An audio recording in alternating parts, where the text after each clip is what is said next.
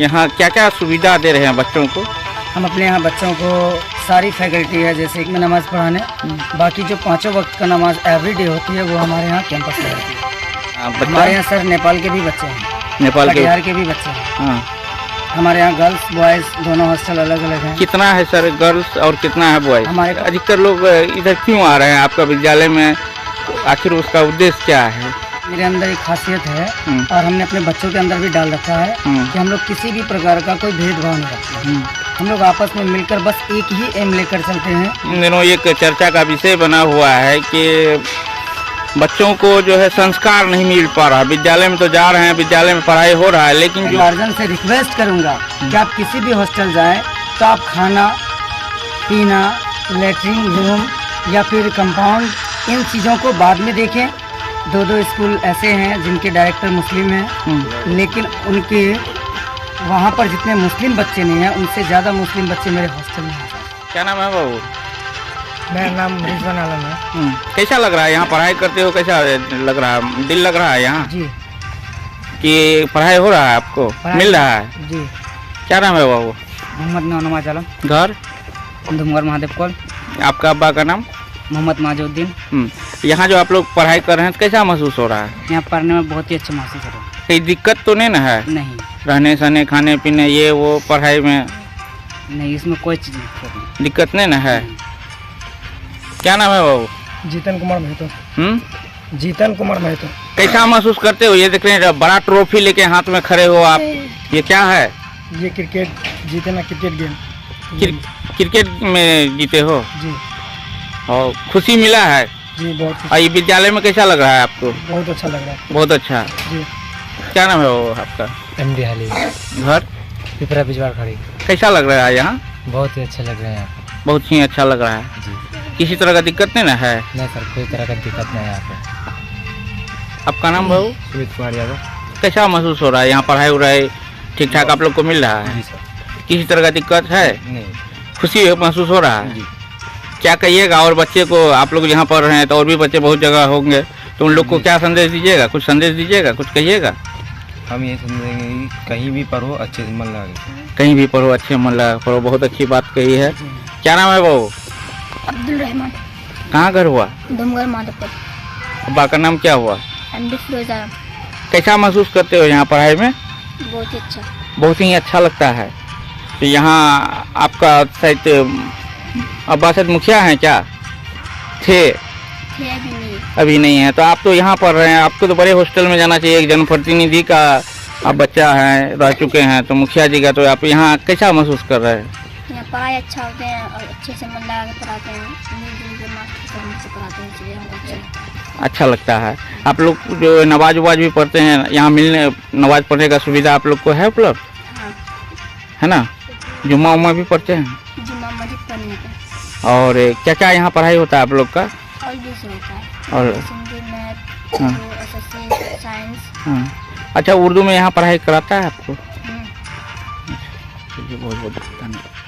पहले तो आप सर अपना परिचय दे दीजिए, क्या नाम हुआ आपका? मेरा नाम श्रेयस्कर कुमार झा हुआ। मेरे पिताजी का नाम श्री डॉक्टर अमरेंद्र झा। मैं कलियागंज निवासी हूँ और गौरी विद्या निकेतन कलियागंज में जो सुचारू रूप से संचालित है, मैं उनका प्रिंसिपल हूँ। अच्छा, आपका यहाँ क्या क्या सुविधा दे रहे हैं बच्चों को? हम अपने यहाँ बच्चों को सारी फैकल्टी है, जैसे कि पढ़ाई का सारा चीज़ है, math, science, English, all subject. यहाँ तक कि अगर कोई उर्दू स्टूडेंट भी हैं, मुस्लिम विद्यार्थी, तो उनके लिए भी मौलवी साहब हैं, उन्हें उर्दू पढ़ाया जाता है। उनका कुरान शरीफ, दीनी तालीम, नूरानी कायदा और 5 वक्त की नमाज भी अदा की जाती है। नमाज भी यहीं कंपाउंड में ही आपके यहाँ? मतलब जुम्मे को बच्चों को जुम्मा टाइम में सारे मौलवी साहब लेकर जाते हैं उनको मस्जिद में नमाज़ पढ़ाने। बाकी जो 5 वक्त का नमाज एवरीडे होती है वो हमारे यहाँ कैंपस में होती है। और क्या फैसिलिटी है आपके यहाँ से बच्चों को या अभिभावक को बच्चों के लिए, या दूर दराज से भी यहाँ बच्चे आते होंगे? जी। कितने दूर से आते हैं यहाँ बच्चे? हमारे यहाँ सर नेपाल के भी बच्चे हैं, नेपाल के, बिहार के भी बच्चे हैं। हाँ जी।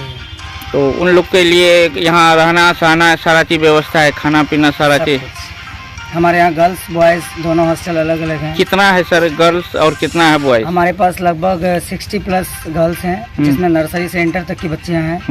सेम कंडीशन बॉयज़ में भी है। तो नर्सरी सेंटर तक बॉयज़ हैं, इनमें भी हमारे पास लगभग 150 प्लस बच्चे हैं। 150 प्लस बच्चे हैं। अच्छा सर, ये कलियागंज जो है पलासी प्रखंड में आपका ये काफ़ी मशहूर ये विद्यालय माना जा रहा है। गौरी निकेतन विद्यालय जो है आपका फेमस हो चुका है और यहाँ दूर दराज से लोग आते हैं। आखिर अधिकतर लोग इधर क्यों आ रहे हैं आपका विद्यालय में? आखिर उसका उद्देश्य क्या है, क्यों आ जाते हैं यहाँ? और भी तो बहुत सारे ऐसे हैं।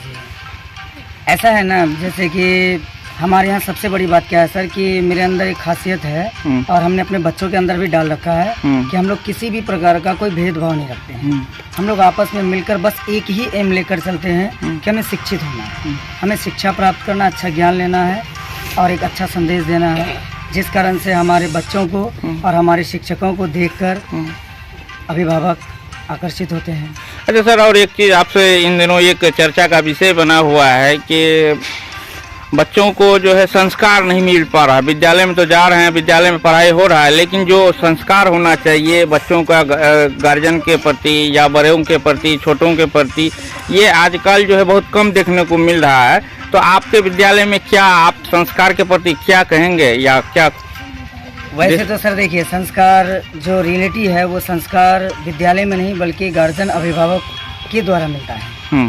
बट हमारे यहाँ क्या है कि हम अपने बच्चों को बिल्कुल संस्कार सिखाते हैं। हमारे यहाँ कुछ बच्चे ऐसे भी थे जो पहले आए थे तो बड़ों को प्रणाम आदाब करना नहीं जानते थे। अब हमारे यहाँ बच्चे प्रणाम आदाब बेझिझक करते हैं और करते ही रहेंगे। लेकिन इसमें सबसे बड़ी अहम भूमिका होती है पेरेंट्स की या फिर वो जिस स्कूल हॉस्टल में रहता है वहाँ के MD, डायरेक्टर या प्रिंसिपल की।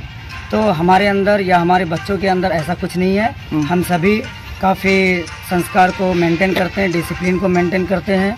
Discipline first, education second. Education क्योंकि डिसिप्लिन ही इंसान को महान बनाता है।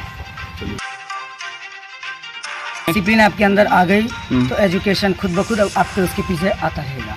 जैसे एक इंसान आगे जाता है, छाँव उसके पीछे रहता है। जस्ट लाइक अगर डिसिप्लिन आपके अंदर आ गई तो शिक्षा आपके अंदर ऑटोमेटिक आ जाएगी। अच्छा सर, कितने साल से लेके कितने साल तक का बच्चे आपका यहाँ हैं? डे स्कॉलर में सर 3.5 साल से एडमिशन स्टार्ट हो जाती है। हॉस्टल में 5 साल से, मिनिमम 5 इयर्स, मैक्सिमम 20 इयर्स। तो आपके यहाँ जो है छोटे छोटे बच्चे हैं तो उसका डेली आना जाना है या यहाँ रहने का भी कोई प्रबंध? ये सारे बच्चे अभी जो मेरे साथ हैं ये 24 आवर्स हमारे साथ रहते हैं। जो घर जाते हैं, घर से आने जाने के लिए उसके लिए क्या व्यवस्था? वैन की सुविधा है, उनके लिए वैन का सुविधा दे दिए हैं आप? वैन की सुविधा है। अच्छा, यहाँ आप कुछ बता रहे थे कि हिंदू मुस्लिम सब बच्चे रह रहे हैं। इन लोगों में किसी तरह का कोई होता है ना कि आपस में लड़ गए या ऐसा होता है ना कि झगड़ गए, ऐसा कुछ सवाल होता है? ऐसी कोई बात नहीं है, सभी मिलजुल के रहते हैं। मिलजुल के बहुत अच्छे रहते हैं। एक कहावत है ना सर कि जड़ अच्छा है तो टहनी अच्छा होगा ही। तो मान लीजिए जड़ हम में अगर हम अच्छे हैं, हमारे अंदर कोई भेदभाव नहीं है, तो हमारे सभी शाखा भी अच्छे हैं।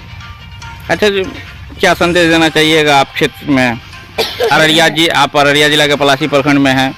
ये कलियागंज पंचायत है और कलियागंज बाजार में ही आपका जो है ये कोचिंग सेंटर जो भी है, तो क्या संदेश देना चाहिएगा इस क्षेत्र के लोगों के? हम अपने क्षेत्र के लोगों को संदेश ये देंगे कि आज के डेट में क्या है कि सारे गार्जियन, सारे अभिभावक एजुकेटेड हैं। तो वो लोग कभी भी किसी भी बच्चे को कहीं भी पढ़ाएं। जरूरी नहीं कि हमारे विद्यालय में, किसी भी विद्यालय किसी भी हॉस्टल में डालें। तो जैसा आपने कहा संस्कार, तो इस चीज़ को वो मेंटेन करें, इस चीज़ को देखें किस हॉस्टल का संस्कार कैसा है, कहाँ किस टाइप की पढ़ाई होती है, ये देखें। हम एक बात से बड़ी दुख होती है और आश्चर्य होता है सर, ये मैं आपको शेयर करना चाहता हूँ और हमारे कुछ अभिभावक देखेंगे तो ज़रूर हमारी इस बात को समझेंगे। आजकल के जो गार्जियन हैं वो हॉस्टल या स्कूल आते हैं तो वो पूछते हैं सर यहाँ पे खिलाते क्या है आप उनको बता दीजिए। सर बच्चा सोता कहाँ है, आप उनको दिखा दीजिए। सर फैन है कि नहीं है, लाइट है कि नहीं है, नल है कि नहीं है, लेटरिन कहाँ करता है वो दिखाइए उनको। लेकिन 99% ये नहीं पूछते हैं सर कि आप पढ़ाते क्या क्या है। इस बात से हमें काफ़ी दुख होती है और हमें हर्ट पहुंचता है कि आप हॉस्टल में बच्चों को पढ़ने के लिए डालते हैं और यही चीज़ नहीं पूछते कि आप पढ़ाते क्या क्या हैं। मैं इस बात से काफ़ी अचंभित हो जाता हूं। ये मैं अपनी अनुभव आप लोगों को बताया।